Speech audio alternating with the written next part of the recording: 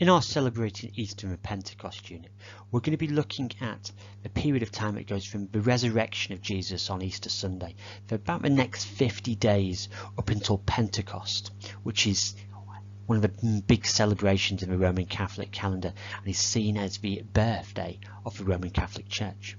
And in this very first session, what we're going to do is we're going to make a link between our real lives and that religious life. So today we're going to be looking at why do we celebrate spring? For so long now we've been in our cold, dark winter. Have you noticed the changes that are happening around us as we are sitting here right now? Have you noticed that weather is becoming warmer, but we don't have to wear gloves, scarves or even jackets as we travel to school in the morning? Have you noticed those dark evenings are becoming brighter?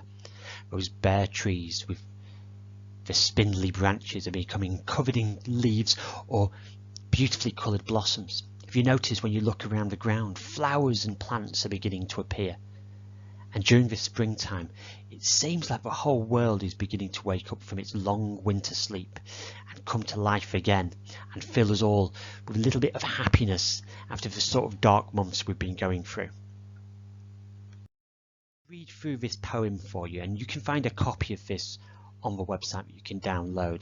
And when you're listening to it, I want you to think about what the poet is trying to get across. What are these signs of new life that he's talking about in springtime, and how does it make you feel? Does it make you feel happy? Does it make you feel sad? Does it make you feel nervous? So you can read along if you've downloaded that copy, or just simply listen as I read through it. Spring. Winter is over.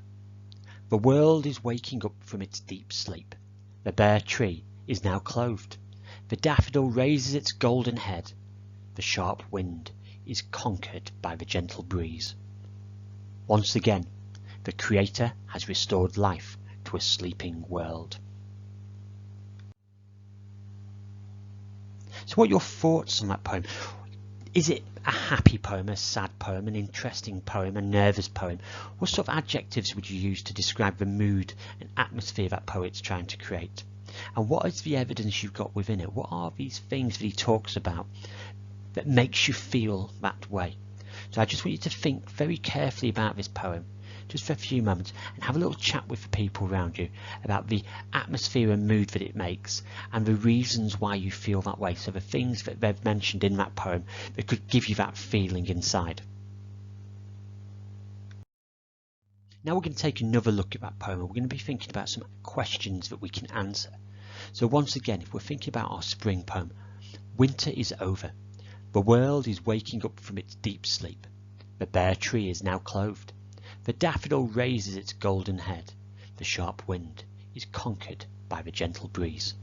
Once again, the Creator has restored life to a sleeping world. Now, thinking about that, in your books, what I want you to do is answer the next 5 questions.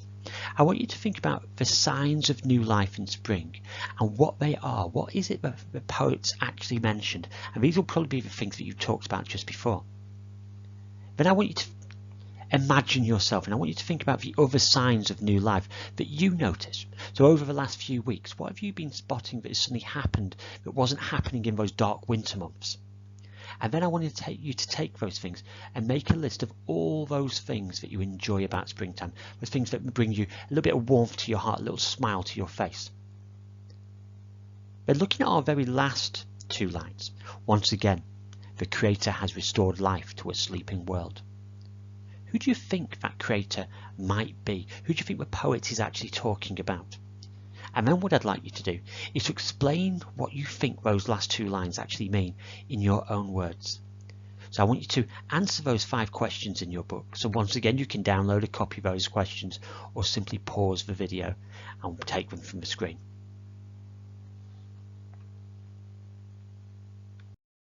Final challenge. This is looking at our images and all those different ideas that you've just written about. I want you to create your own spring poem using descriptions of all these wonderful signs of new life that you are noticing. And your poem can be made up any way you want. You could make it an acrostic poem using the word spring or something else that jumps to mind.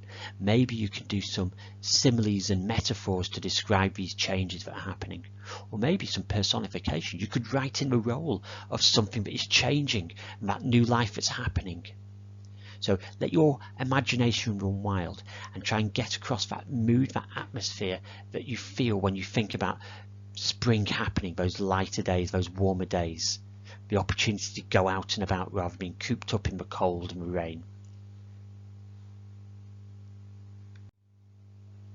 I look forward to reading your final poems. Good luck.